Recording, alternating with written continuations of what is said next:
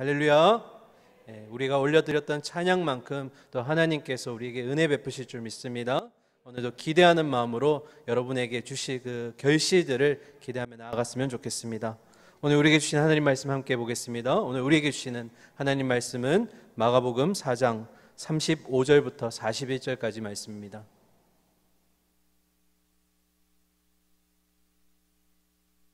신약성경 59면에 있습니다. 마가복음 4장 35절부터 41절까지 그가 누구이기에 라는 제목으로 말씀 받겠습니다. 한 절씩 교독하겠습니다. 35절입니다.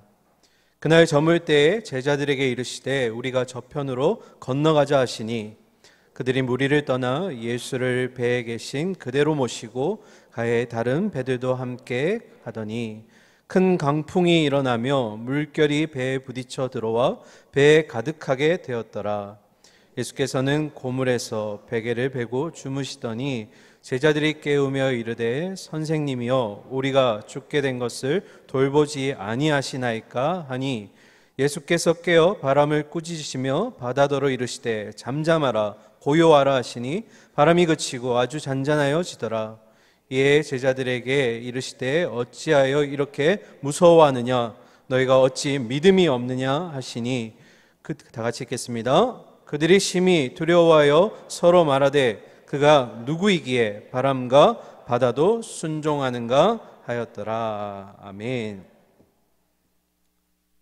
오늘 이 4장의 마지막은 이제 비유의 이야기가 끝나면서 예수님이 우리를 잔디밭도 아니고 그렇다고 광야도 아니라 오늘 갈릴리의 그 강풍이 치는 그 호수 한가운데로 우리를 초대하셨습니다. 여러분이 아주 잘 아시는 내용이고요. 또 마태, 누가가 함께 기록했을 만큼 굉장히 중요한 본문입니다. 아주 오래전에 제가 유년부에서 이 설교를 하고 있는데요. 어떤 학생이 찾아오더니 저에게 전도사님, 예수님이 분명 주무시고 계셨는데 어떻게 해서 베드로가 걷게 되었죠? 예수님은 어떻게 걸어오셨죠? 이렇게 얘기하는 겁니다. 이야기가 지금 짬뽕이 되었죠. 두 개가 섞인 거죠. 오늘 이야기는 여러분 잘 아시는 대로 예수님이 걸어오신 사건이 아니고 주무시다가 일어나셔서 이적을 행하시는 장면인데요. 여러분, 이적이 뭡니까? 이적이라는 게 상식적이고 이성적으로는 설명할 수 없는 초자연적이거나 초이성적인 비상한 그런 사건이나 일을 성경에서 이적이라고 얘기합니다. 그런데 세상 사람들은 그걸 기적이라고 말합니다.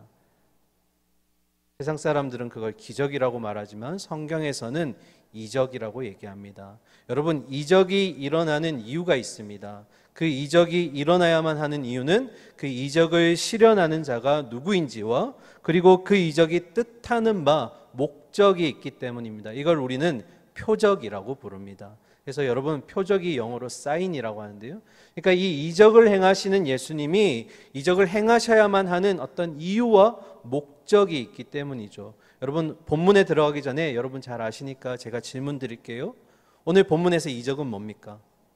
바로 예수님께서 강풍을, 바람과 물결을 꾸짖으셔서 잠잠하게 하신 그 일이 바로 이적입니다. 왜 이적을 베푸셨을까요? 그 표적에 대한 질문인데요. 그 이유는 제자들이 이런 말을 하죠. 그가 누구이기에. 바로 이 이적을 통해서 예수님이 살아계신 하나님이시면서 동시에 그들을 구원할 구원의 주이심을 보여주기 위한 것이라는 거죠. 그래서 여러분, 신앙생활에 있어서 예수님이 누구인지를 우리가 아는 것은 굉장히 중요합니다. 특별히 오늘을 이제 시작으로 해서요, 이 마가복음이 총 4가지의 이적 사건을 연결해서 소개해 줍니다. 제가 한 개씩만 언급해 드리면 오늘 본문은 여러분 잘 아시는 대로 바람과 파도를 잔잔하게 하시는 예수님의 모습, 다시 말하면 자연 만물에 대해서 예수님이 이적을 베푸셨다는 겁니다. 이어서 5장에 등장하는 그 거라사 지역의 귀신을 쫓으시는 예수님의 이적은 바로 영의 세계에 대한 이적이 되겠습니다. 그리고 두 사건이 마치 겹쳐 있는 것처럼 나오는 마가복음 5장 중반절에 있는 사건은 병에 걸려 죽은 회당장의 딸, 그리고 혈류병을 가진 여인을 고치심으로써 육신에 대한 예수님의 이적을 보게 됩니다. 여러분, 다 다른 사건인데요, 마가가 특별히 4가지를 연속적으로 기록했습니다. 이건 우연일까요? 그렇지 않다라는 겁니다. 여러분, 이적이 나타내는 목적이 있다고 했죠. 그게 표적이라고 말씀드렸습니다. 그러니까 마가는 이 네 가지의 이적을 통해서 바로 예수님이 누구이신지 알려주심과 동시에 그분이 왜 이렇게 하셨는지를 그들에게 믿게 함으로써 이 예수님을 통해서 하나님을 믿게 하려는 목적이 있었다라는 것입니다. 결과도 중요한데요. 이 네 가지 이적의 결과를 한번 살펴볼까요? 첫 번째, 바람과 파도가 잔잔해졌습니다. 그리고 귀신 들린 사람은 정신이 온전해졌습니다. 혈루증 앓는 여인도 병에서 회복되었고요. 그리고 야이로에 따른 그 회당장에 따른 죽음에서 회복되게 됩니다. 여러분, 이 네 가지 사건에 공통점이 있죠. 바로 예수님의 이적을 통해서 그들이 샬롬을 얻었다라는 겁니다. 평안을 얻었다라는 거죠. 그래서 여러분, 요약해서 말씀드리면 이 네 가지 이적을 연속적으로 마가가 기록함으로써 우리에게 두 가지를 알려주는데요. 첫 번째, 하나님 나라의 주권자이신 하나님의 통치가 인간의 어떤 영육뿐만 아니라 온 만물을 다스리고 있다라는 것, 거기까지 이루어지고 있다라는 것을 보여주고 있다는 것이고요. 두 번째는 그런 하나님이 주신 믿음을 굳건히 지키는 자, 그 믿음을 통해 그들이 진정한 평안을 얻을 수 있다라는 것을 보여주고 있는 것입니다. 여기서 1차 독자가 그 현장에 있는 사람들이라면 우리는 2차 독자겠죠. 우리 또한 그런 평안을 얻을 수 있다라는 것입니다. 이제 본문에 들어갈 텐데요. 여러분, 광풍과 파도가 몰아치는 아주 위급한 상황입니다. 일전에 제가 제 시골 얘기를 하면서 배 이야기를 한번 한 적이 있었는데요. 다시 생각해 보면 저희 아버지 고향이 용초라고 말씀드렸어요. 어디에 있었죠? 통영에서 배를 타고 들어가서 한산도를 지나 아주 작은 조그만한 섬이에요. 그 용초까지 가는데 예전에는 가는 길이 두 가지가 있었어요. 첫 번째는 사상시외 터미널에서 버스를 타고 무려 3시간에 걸쳐서 진주를 거쳐서 통영에 내리고 통영에서 여객터미널을 타고 다시 한 40분 정도 배를 타고 들어가는 거죠. 이게 첫 번째 방법이고, 두 번째는 이제 부산의 국제 여객터미널 그 옆에 있는 이제 국내 여객터미널에 가서 한 2시간에 걸쳐서 배를 타는 겁니다. 여러분, 뭐가 힘들까요? 배를 3시간 타고 버스를 3시간 타고 배를 1시간 정도 타는 거, 아니면 배를 2시간 좀 넘게 타는 거, 뭐가 더 힘들까요? 저는 개인적으로 배를 2시간 타는 게 더 힘들었어요. 우리가 보통 멀미를 할 때 수평적인 멀미들은 조금씩 참아낼 수 있거든요. 예를 들면 버스가 가다가 멈춘다든지 이런 수평적인 멀미는 우리가 조금씩 참을 만한데, 이 수직으로 일어나는 멀미는 감당이 안 돼요. 다들 배멀미 한번 해보셨죠? 어떻게 하셨어요? 처음부터 끝까지 엎드려 가요. 이 한번 일어나기 시작하면 먹은 게 있어도 올리고 없어도 올리고, 그 정도로 광풍과 파도가 일면 사실 우리가 할 수 있는 게 아무것도 없는 것 같습니다. 오늘 그 현장으로 우리가 한번 들어가 볼 텐데요. 먼저 말씀 읽도록 하겠습니다. 35절부터 37절까지입니다. 함께 읽겠습니다. 시작. 그날 저물 때에 제자들에게 이르시되 우리가 저편으로 건너가자 하시니 그들이 무리를 떠나 예수를 배에 계신 그대로 모시고 가매 다른 배들도 함께 하더니 큰 광풍이 일어나며 물결이 배에 부딪혀 들어와 배에 가득하게 되었더라. 아멘. 시간이 지나서 해가 저물녘입니다. 여러분, 정확하게 어느 시점인지 알 수 없지만 이제 저녁이 다가오고 있었어요. 우리의 시선에서는, 우리의 문화에서는 해가 지면 하루가 마감이 되는 것으로 생각하지만 유대인들은 좀 다릅니다. 유대인들은 하루가 저물며 어둠이 찾아오면 그때부터 새로운 하루가 시작된다고 생각했는데요. 그 이유는 어둠이 찾아오면 그때부터 하나님이 본격적으로 일하신다라는 어떤 생각이 있었기 때문이죠. 우리 아까 찬양도 했었잖아요. 날이 저물어 갈 때 주가 일하시기 시작하더라. 유대인들의 관점은 그랬어요. 그때 예수님이 제자들을 향해서 이렇게 얘기합니다. 우리가 저편으로 건너가자. 그 얘기를 들은 제자들은 예수님을 배에 모시고 이제 건너편으로 가게 됩니다.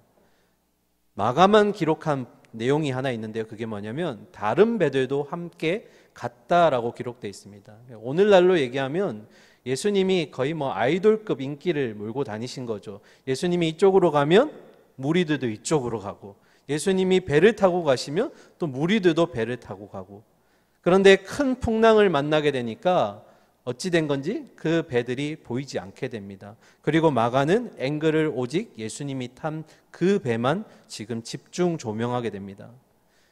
배에 강풍이 일고 물결이 치면서 배 안에 막 물이 들어오고 막 배가 가라앉을 것 같은 그런 위급한 상황이요. 그렇지만 사실 갈릴리 호수에서는 이러한 일들이 아주 비일비재하게 일어나고 있습니다. 여러분이 뱃속으로 들어가기 전에 제가 질문 하나 드릴 텐데요. 여러분, 건너편으로 가자고 말씀하신 분이 누구죠? 예수님이십니다. 그러면 건너편에 뭐가 있어서 그곳에 가자고 하셨을까요? 우리가 아직 5장을 다 보지는 않았지만 이 5장의 거라사 지역에 가면 거기에 귀신 들린 자가 있었다라는 겁니다. 다시 말씀드리면 건너편에 사역의 현장이 있었다라는 거예요. 미션의 현장이 있었고 예수님이 그곳으로 가셔서 돌보아야 될 또 영혼이 있었다라는 겁니다. 참 신기하죠. 미션을 향해서 하나님의 일을 하기 위해서 떠났는데, 근데 그 하나님의 일을 하기 위한 떠난 그 길가에서 광풍과 풍랑을 만났다라는 겁니다. 오늘 우리의 모습과 참 닮아 있는 것 같아요. 우리가 하나님의 일을 하고 또 믿음을 지켜나갈 때 세상 사람들은 복 받을 거라 생각하고 아주 우리의 인생이 풍랑이 없을 거라 생각하지만, 우리가 믿음을 가지고 그 믿음을 지켜나가기 위해서 또 교회가 하나님의 일을 하는 데 있어서 잠잠하지 않더라는 거죠. 광풍이 몰아치고 풍랑이 일더라는 겁니다. 수많은 그런 환난과 고난을 당하면서 우리는 그 신앙의 길을 걸어가고 있는 거죠. 여러분, 그런데 잊지 말아야 될 게 있어요. 그게 뭘까요? 아무리 큰 풍랑이 일고 거친 파도가 우리를 집어삼킬 것 같아도 우리의 그 걸어가는 길에 누가 함께 하시는 거죠? 오늘 함께 보시듯이 바로 예수님이 우리의 인생의 배에 함께하고 있다라는 겁니다. 그분은 따로 떨어져 계시지 않으셨어요. 그 풍랑 가운데 그 배에 함께하고 있으셨습니다. 우리도 동일합니다. 우리가 믿음의 길을 걸어가면서 큰 풍랑과 어려움을 겪고 있을 때 우리가 잊지 말아야 될 건 주님이 나와 함께하고 계신다라는 사실입니다. 이어서 38절 보겠습니다. 예수께서는 고물에서 베개를 베고 주무시더니 제자들이 깨우며 이르되 선생님이 우리가 죽게 된 것을 돌보지 아니하시나이까 하니. 여러분, 여기에서도 마가만 표현한 기록이 있는데요. 고물입니다. 고물. 고물이 어디냐면 배의 가장 앞쪽을 우리는 이물이라고 부르고요, 반대편의 가장 끝자리를 고물이라고 부릅니다. 그러니까 예수님이 배의 가장 끝자리에서 주무셨는데요, 강풍이 일면서 주무신 게 아니라 시점을 보니까 배가 출발하고 나서 얼마 되지 않아서부터 이미 주무시고 있었던 것 같아요. 어떤 학자들은 예수님이 낮에 사역이 너무 피곤해서 깊이 주무셨다라고 해석하기도 하는데요. 어찌됐건 여러분, 배에 타고 있는 제자들 중에는 여러분이 잘 아시는 대로 어부들도 있습니다. 어부 출신들도 있죠.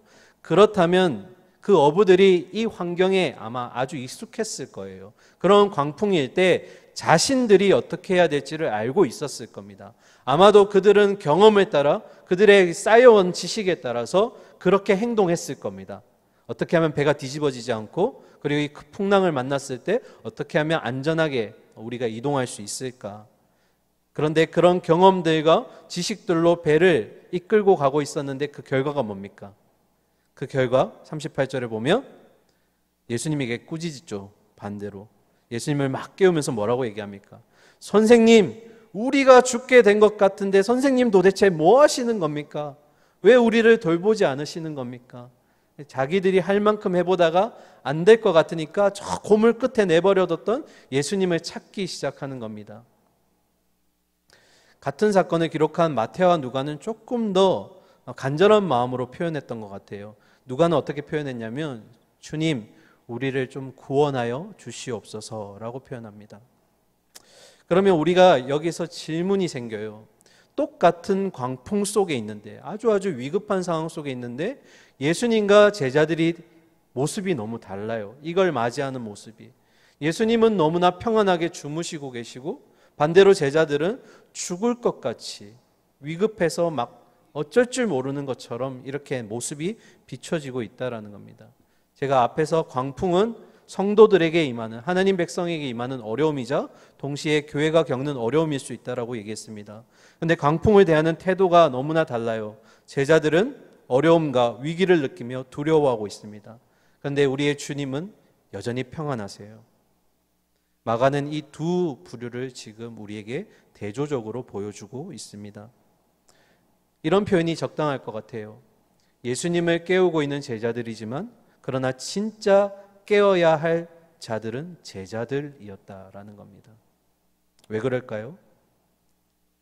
우리가 잊지 말아야 될 게 뭐였죠? 큰 바람과 파도 속에서도 누가 우리와 함께 하신다고요? 주님이 나와 함께하고 있다는 이 사실. 그 주님은 그냥 주님이 아니세요. 아까 우리가 보았잖아요. 자연 만물을 다스리시는 분, 영을 지배하시고 육을 지배하시며 온 만물을 그렇게 다스려 가시는 분이 바로 주님이신데 지금 제자들이 그걸 깨닫지 못하고 있는 거죠. 그래서 여러분, 제자들은 예수님의 실체를 깨닫지 못하고 풍랑의 실체에만 압도당하고 있는 모습을 우리에게 지금 보여주고 있습니다. 막 그렇게 꾸짖듯이 급하게 예수님을 깨웠고요. 결국 예수님이 이제 전면에 나오십니다. 우리 39절 함께 읽도록 하겠습니다. 시작. 예수께서 깨어 바람을 꾸짖으시며 바다더러 이르시되 잠잠하라 고요하라 하시니 바람이 그치고 아주 잔잔하여지더라. 아멘. 참 놀랍죠. 자연 현상을 향해 꾸짖으셨다고 얘기해요. 잠잠하라고 얘기하셨던 건 원문에 그대로 비춰보면 멈춰라고 되어 있습니다. 그리고 고요하라고 얘기했지만 예수님이 아주 권위 있게 말씀하신 거예요. 사실은 침묵하라고 이렇게 명령하신 겁니다. 그러니까 잠잠하라 고요하라면 뭔가 예수님이 좀 점잖게 얘기하시는 것 같지만 사실 그렇지 않아요. 바다를 향해서 뭐라고 얘기하시는 겁니까? 멈춰라, 침묵하라 이렇게 지금 명령하신 겁니다. 마치 꾸짖듯이. 이런 똑같은 모습을 나중에 우리가 5장에서 거라사 그 귀신 들린 자에게 똑같이 꾸짖으시는 예수님의 모습을 볼 수가 있습니다. 그 결과가 어떻게 됐죠? 이 파도와 그리고 바람이 그냥 잔잔해진 게 아니에요. 앞에 하나 부사가 붙어 있죠. 아주 잔잔해졌더라. 이 말은 어떤 의미냐면 완전히 고요해졌다는 겁니다. 언제 그렇게 일어났냐는 듯이 완전히 이 파도와 바람이 조용해졌다. 아무 일 없었던 것처럼. 어떤 능력이시죠? 자연 만물과 귀신과 그런 죽음까지도 다루실 수 있는 그 예수님의 하나님의 모습을 지금 여기에서 우리에게 보여주고 계신 겁니다. 그럼 제자들이 이 모습을 보고 어떻게 반응했을까요? 40절입니다. 이에 제자들에게 이르시되 어찌하여 이렇게 무서워하느냐 너희가 어찌 믿음이 없느냐 하시니. 이제는 예수님이 제자들을 향해서 꾸짖으십니다. 근데 여러분, 이 40절을 단순히 광풍 앞에서 두려움을 떠는 제자들 그 현 시점만 생각하시면 안 되는 거예요. 왜 그러냐면 예수님의 지금 구박하시고 이 타박하시는 내용은 앞에 1장 이후에서부터 지금 쭉 진행되었던 내용들입니다. 너희가 이전부터 내가 이적을 행해 왔었고 내가 권위 있는 말씀으로 너희에게 가르침을 줬는데 여전히 너희는 눈앞에 보이는 내가 누구인지 모른다. 여전히 보이는 현상 앞에서 두려워하고 무서워하고 있다. 내가 보여주지 않았니? 이전부터 지금까지. 여러분, 이적의 목적이 뭐였다고요? 이 모습을 통해서 예수 그리스도를 통해 하나님을 믿고 의지하게 함으로써 그들이 진짜 샬롬을 얻는다라는 겁니다. 근데 지금 그러지 못하는 거예요. 그러자 제자들이 수군거리며 이렇게 얘기합니다. 41절입니다. 그들이 심히 두려워하여 서로 말하되 뭐라고요? 그가 누구이기에 바람과 파도도 순종하는가 하였더라. 이 본문의 마지막이 참 재미있어요. 왜냐하면 그가 누군지 얘기해 주지 않습니다. 그들이 수군거리지만 예수님이 누구인지 더 이상 마가는 소개하지 않습니다. 여러분, 오늘 본문을 통해서 제자들의 아주 심각한 문제가 우리에게 비춰졌습니다. 뭘까요? 예수님을 모른다라는 겁니다. 그분이 누구신지. 제자들은 큰 풍랑 가운데 깨어 있었지만 진짜로 깨어 있어야 돼 영이 깨어 있지 못했다라는 겁니다. 다시 말해서요, 육신의 눈은 뜨고 있었지만 영의 눈은 여전히 암흑 상태였다는 겁니다. 육신의 눈으로 여전히 바로 앞에 일어나고 있는 현상에만 집착하고 두려워하고 있었다라는 겁니다. 여러분, 이 사건이 우리에게 너무나 익숙해져 있어서 여러분이 제가 결과를 잘 알고 있다 보니까 가끔 제자들을 볼 때 답답함을 느낄 때가 있어요. 야, 내가 저기에 있었으면, 내가 예수님과 함께 있었으면 저러지 않았을 거야. 그분이 누구신데? 여러분, 우리는 이미 결과를 다 알고 있잖아요. 하지만 현실로 돌아와서 우리 앞에 주어진 문제와 상황들에 직면했을 때 우리도 똑같이 제자들과 이러한 모습을 보일 수 있다라는 겁니다. 우리가 마주하게 되는 문제들 앞에서, 우리가 겪고 있는 상황 앞에서 우리도 여전히 그 문제와 상황만 바라보며 나의 경험과 나의 몇 안 되는 지식으로 덤비려고 하고 예수님을 저 고물 끝에 그냥 버려두고 있을 때가 많다라는 겁니다. 여러분 어떻습니까? 저는 그런 경험이 참 많았던 것 같아요. 어떤 급한 상황이 오면 이 말씀대로 적용하지 못했을 때가 참 많아요. 그 문제 앞에서 두려워했고요. 앞이 보이지 않는 막 깜깜한 터널 속에서 막 감당하지 못할 그런 어려움들 속에서 벌벌 떨고 그 제 몇 안 되는 그 체험적 지식들과 경험들로 부딪혀 보려고 했고, 그리고 나서 완전히 무너졌던 그런 경험들이 있습니다. 그러면서 제자들처럼 마지못해 내가 할 수가 없으니까 고물 끝에 계시는 예수님을, 예수님 좀 일어나 보세요, 내가 이 문제 때문에 너무 힘들어요 하고 그렇게 찾아가는 경우가 참 많았습니다. 사랑하는 우리 금요일 성도님들, 예수님이 여러분에게 어떤 분이십니까? 우리는 바로 그 예수님을 정말 잘 알고 있습니까? 오늘 그것에 대해서 우리가 세 가지 정도 나누어 보려고 하는데요. 첫 번째, 예수님이 누구이십니까? 라는 이 질문에 그분이 바로 우리에게 진정한 평안과 샬롬을 주실 수 있는 분이시라는 겁니다. 믿으시지요?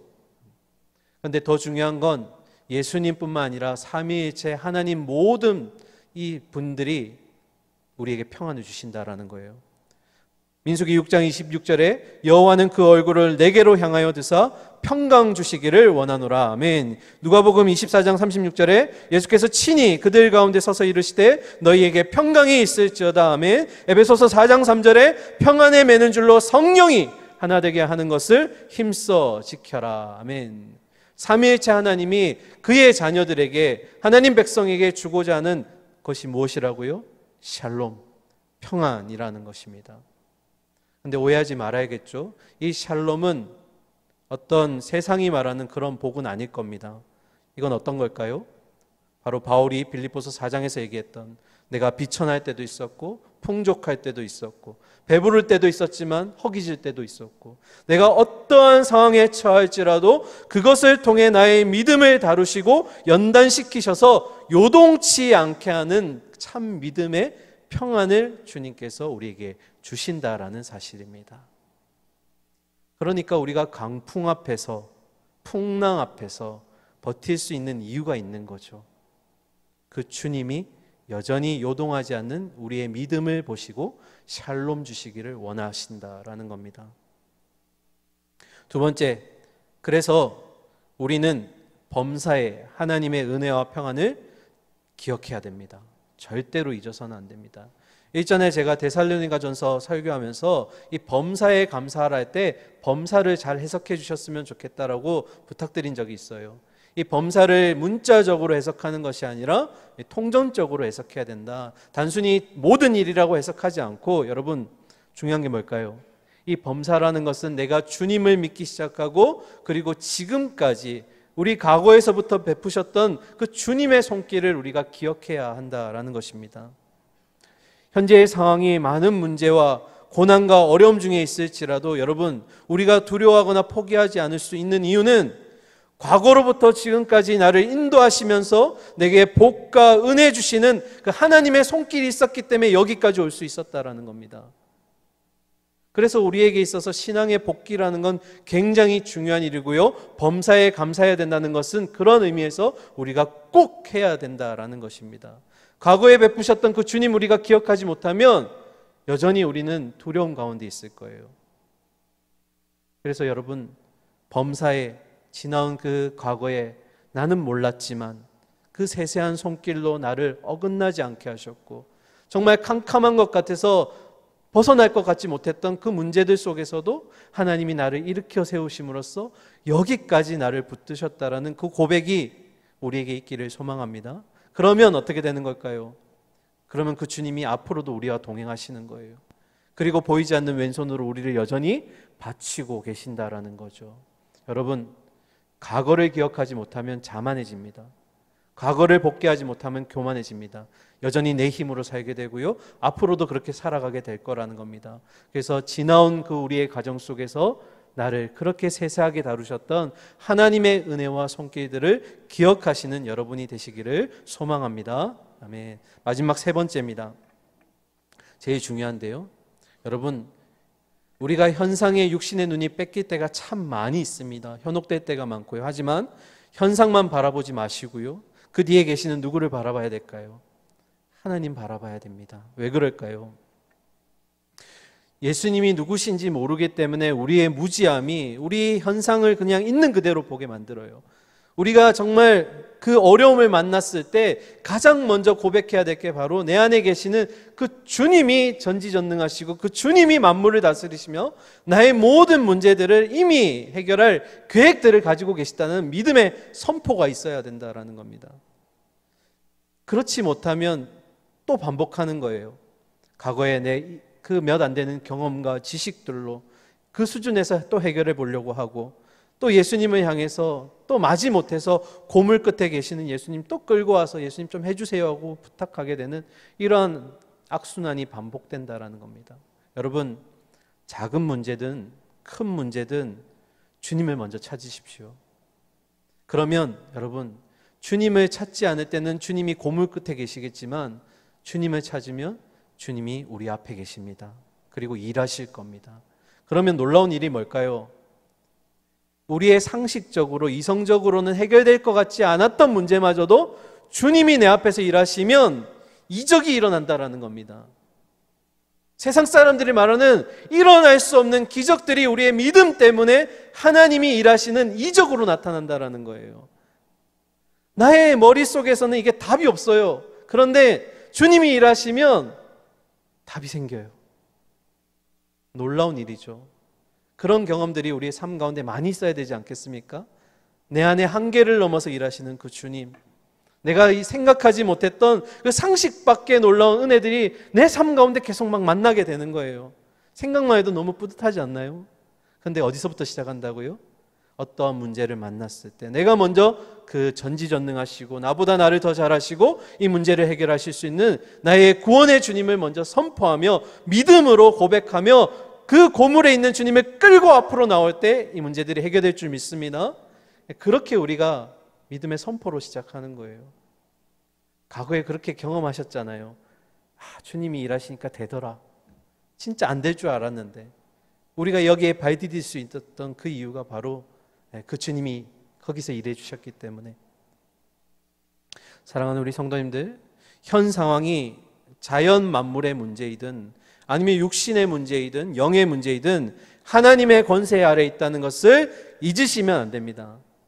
우리의 믿음과 간구는 우리의 믿음을 굳건하게 해주시며 평안을 주시며 때로는 이적까지 행하시면서 우리에게 이해할 수 없는 그런 이성의 범위를 뛰어넘게 하시는 상식 밖의 하나님의 은혜가 다가올 줄 믿습니다. 그래서 여러분, 하나님의 은혜가 우리의 믿음을 통해서 그렇게 놀라운 은혜들이 찾아올 줄 믿습니다. 오늘 여기에 모이신 모든 분들이 그런 문제들을 만났을 때 나는 안 될 것 같지만, 나는 포기해야 될 것 같지만, 그럼에도 나의 약함을 고백하면서 동시에 주님의 강함을 고백하심으로써 내 앞에서 일하시는 그 주님을 바라보며, 주님, 그래, 그게 주님이지. 그래, 나의 아버지시지. 그런 고백들이 우리 가운데 놀라운 은혜로 찾아오고 기쁨이 가득하시기를, 하나님의 정말 평안이 임하시기를 사랑하고 축원합니다. 아멘. 함께 기도하겠습니다. 사랑하는 주님, 일어날 것 같지 않았던 우리의 그 문제의 해결점들이 예수 그리스도의 이름을 고백함으로써 해결되는 줄 믿습니다. 내 안에 맞는 키가 있습니다. 주님, 이 터널을 통과할 수 없을 것 같고 정말 다윗이 고백했듯이 사망의 음침한 골짜기를 걷는 것 같은 그런 어려움 가운데 있을지라도 내 안에 계시는 그 예수님의 그 능력과 예수님의 이름을 선포할 때 우리에게는 놀라운 은혜가 임할 줄 믿습니다. 고물 끝에 그냥 내버려 두는 것이 아니라 제자들처럼 할 수 없어서 주님을 찾는 것이 아니라 가장 먼저 주님을 붙들고 주님이 해결해 주세요. 주님만이 하실 수 있습니다라는 우리의 믿음의 고백이 이 문제들 뒤에 그 샬롬을 베풀어 주실 주님의 은혜로 다가가기를 소망합니다. 지나왔던 과거 속에서 우리는 그런 경험들을 했습니다. 하나님, 이제도 현재도 앞으로도 주님의 손길은 우리와 함께 할 줄 믿습니다. 그래서 우리가 주님이 그 원하시는 그 믿음의 순례를 끝까지 완주해낼 줄 믿습니다. 지금도 우리의 삶 가운데 동행하시는 주님, 그 주님이 내 앞에서 일하실 수 있도록 나의 믿음으로 주님을 고백하며 예수 그리스도의 이름이 우리를 살리고 우리를 이끄신다라는 믿음의 선포가 우리 가운데 있게 하여 주시옵소서. 상식 밖의 놀라운 은혜가, 초이성적인 그런 기적과 같은 우리의 은혜가 우리 가운데 임할 줄 믿습니다. 그 하나님의 은혜를 사모하며 오늘도 기도의 자리로 나가는 우리가 되게 하여 주시옵소서. 살아계신 예수님 이름으로 기도드립니다. 아멘.